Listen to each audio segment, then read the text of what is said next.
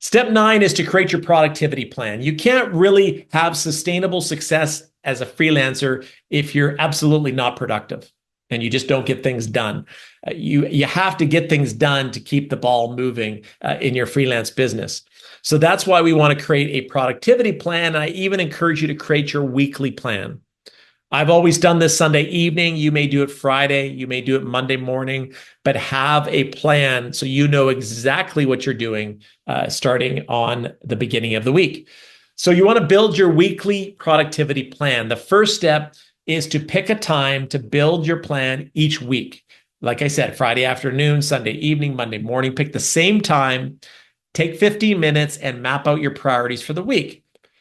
Step 2 in that is you want to define 3 to 5 big priorities. What are the big rocks that you need to pay attention to this particular week?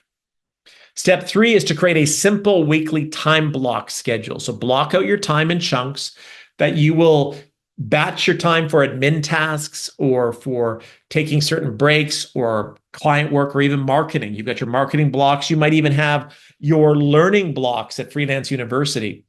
When you block out your week, you set these dates to do different tasks, and it can actually make you immensely productive.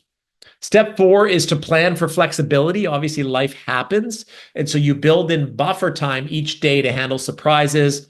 If a client had an emergency and you need to extend your time a bit with them, you've built that buffer time in. It's not always perfect. You may need even more time than what your buffer blocks a lot, but it is building that flexibility in to your week.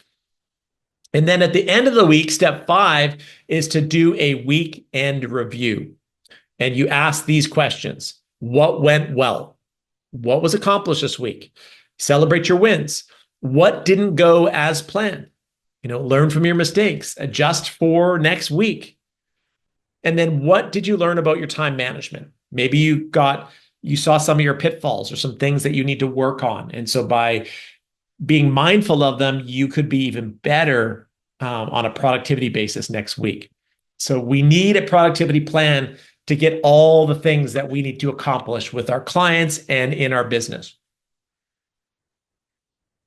All right, so the exercise here, The exercise here is to take the Productive Freelancer course, terrific course we recently created. It has a really good framework on how to maximize your time and how to make yourself as productive as you can be. So that's the Productive Freelancer. Take that class and then map out your productivity plan for the next week. I know this might be midweek for some people.